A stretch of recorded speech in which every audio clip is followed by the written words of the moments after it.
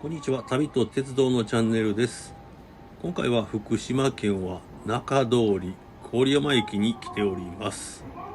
これから磐越西線に乗車して終点の新津駅を通り越して新潟駅まで向かってみたいと思います。さて、磐越西線の磐越とは昔の国名でいわきの国、岩代の国、越後の国と横に並んでいますが、途中岩代の国を横断するような形で頭文字を合わせて表現したものになります。鉄道の方は距離にして 175.6 キロ、43駅の路線となりまして、途中に会津地方の中心都市会津若松やその北側にはラーメンで有名な喜多方の町を経由して、そこから山間部に入りまして、阿賀野川という一級河川沿いを進んでいきまして、鉄道の要衝新津までを結ぶ路線となります。ちなみに郡山から東のいわきに向かう路線を磐越東線と言いまして、こちらの方は距離にして 85.6 キロ、16駅ある路線となります。さて、ホームの方に降りてきました。今回お世話になるのは JR 東日本 E721 系、こちらは電車になります。このチャンネルではウプ主がローカル線が好きなもので 7,8 割はディーゼルカーの動画となると思いますが、今回はモーターで動く電車となります。では郡山駅を出発です。この電車は会津若松行きの各駅停車となります。郡山から会津若松までの所要時間は電車にもよりますが、この電車は1時間17分で到着いたします。郡山本田、菊田、阿古ヶ島、磐梯熱海、中山宿、上古、セットの順に停まります。次は郡山富田、郡山富田です。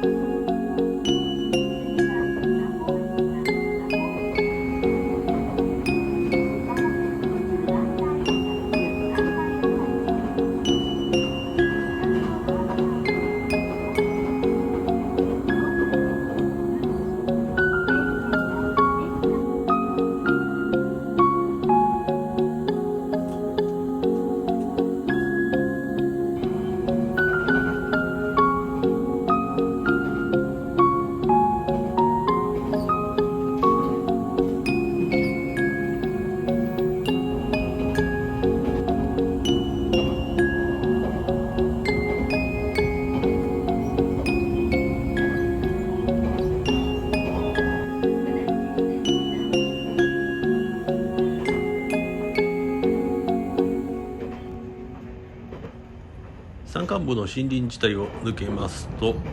広大な田園風景が広がり、ひときわ目立つ山会津磐梯山が見えてきますと、間もなく猪苗代駅に到着です。本部がやたら無駄に長い感じがするこの駅ですが、昔は割と長編成の車両が走っていたかと思われます。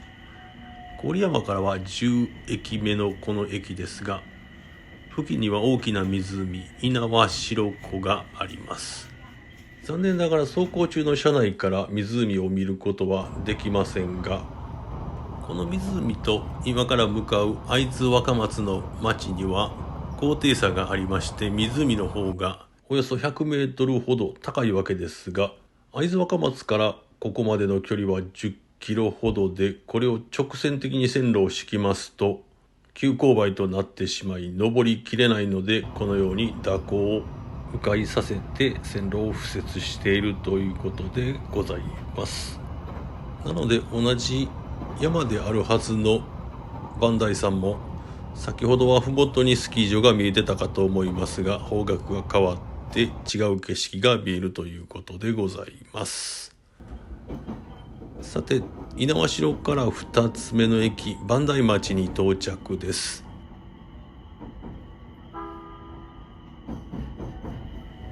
この駅で列車のすれ違いが行われまして、この列車はフルーティア福島と言いまして、ご当地のフルーツを使ったスイーツが2品と、あとコーヒー紅茶が飲み放題となっている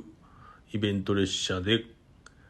残念ながら2023年12月に廃止が決まっているようなので、乗りたい方はお早めに乗った方がいいかと思います。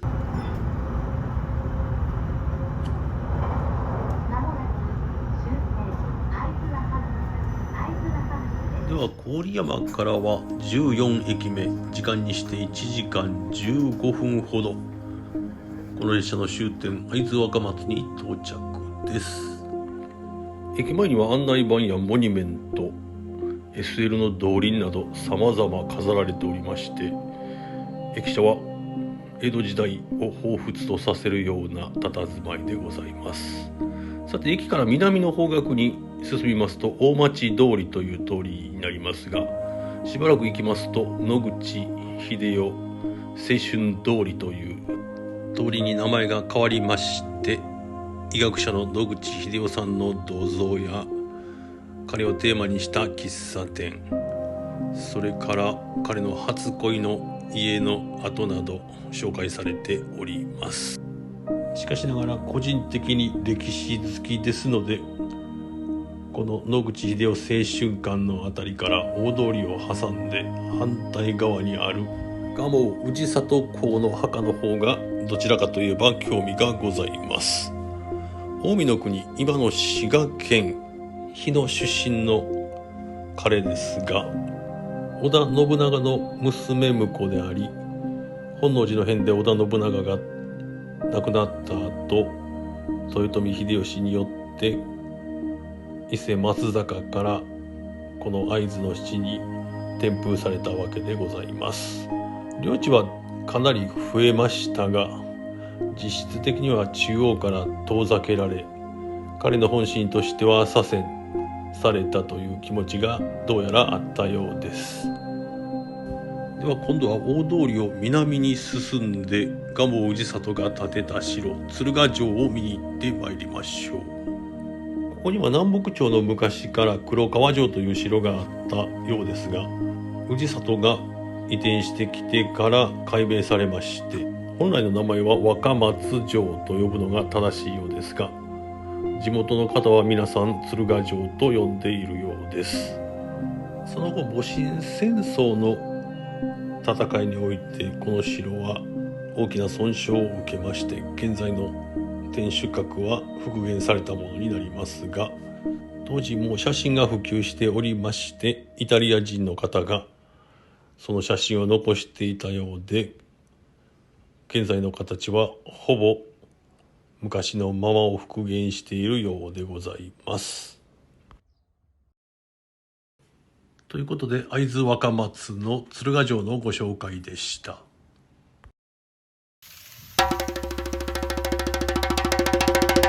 チャンネル登録よろしく。さて、駅の方に戻ってまいりました。城までは結構距離がありますので、駅前のレンタサイクルを利用するのがいいかと思います。こちらが只見線のジオラマになりまして、会津若松から出る路線になりますが、ジオラマ好きの私からはたまらない一品といったところでございます。ではホームにやってまいりました。お世話になるのはハイブリッドカー GV-E400、 今回は貸し切り状態でございます。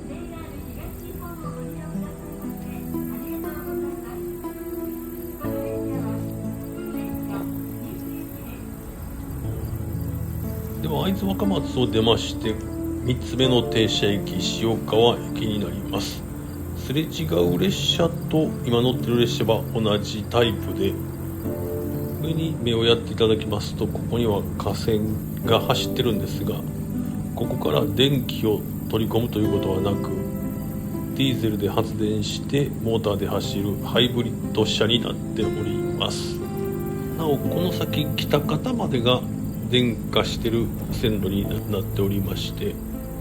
その後新津までは非電化路線ということになります。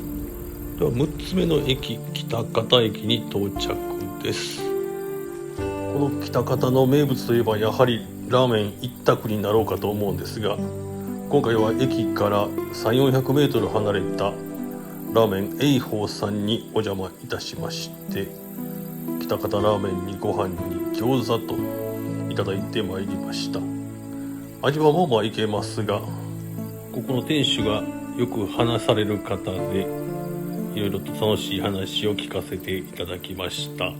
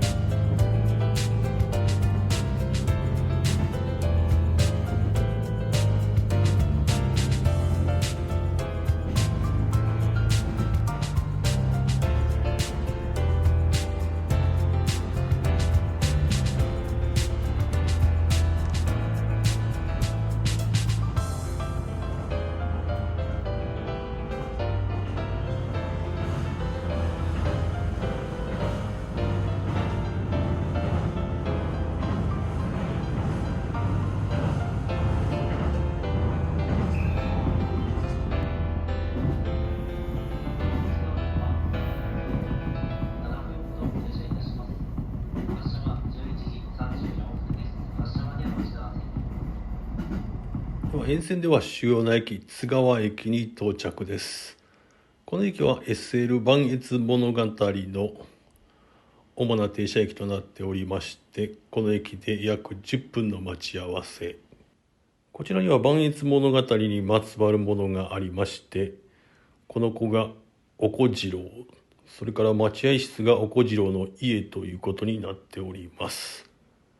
駅前には何もありませんが、綺麗な佇まいで、狐の嫁入りの像がこちらにございます。ということで津川駅を出発です。相変わらず阿賀野川の河川敷を進んでいきますが、この川は非常にゆったりとした流れで、この日は風もなかったので、鏡のように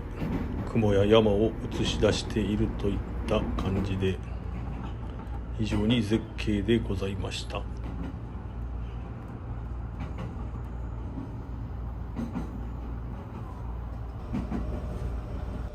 ちょっと近くなったのでトイレに行かせていただきましたが、ここでトイレのご紹介をさせていただきます。このように自動扉になっておりまして、まるで新幹線の設備と思えるような最新式で清潔感のあるトイレとなっております。では列車はぐんぐん順調に進んでいきまして、ここは一体何度目の鉄橋なのか分かりませんが、何回かは渡ったら気が済むねんというほど橋を渡っていきます。伊賀島駅を越えますと狭隘な地形に差し掛かり、対岸には国道49号線がへばりつくように走っております。ここを過ぎますと阿賀野川は支流を集めて大きな流れに変わっていき、徐々に土地が開けてまいります。まもなく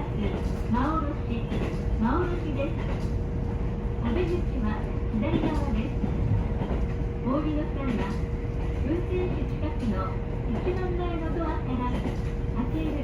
のボタンを押してお降りください。しばらく進みまして五泉駅の付近からはまさに米どころ新潟平野といった感じの景色が広がってまいります。では田んぼの真ん中にある駅、新関駅を出まして、2つ目の駅が終点の新津駅になります。磐越西線はここまで。今回は新潟まで足を伸ばしてみたいと思いますので、こちらから信越本線の各駅停車に乗り換えとなります。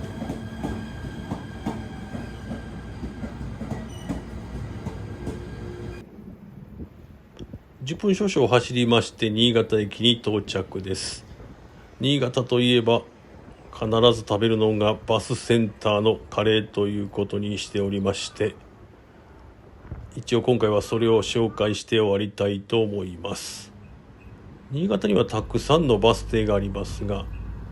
この縦にバスが並ぶこのバス停のスタイルは全国でもここだけかと思いますが、ここではなくて、駅正面のこの新潟というロゴがある大通りを距離にしては4、500メートル、5分少々でしょうか、歩きますとありますのが、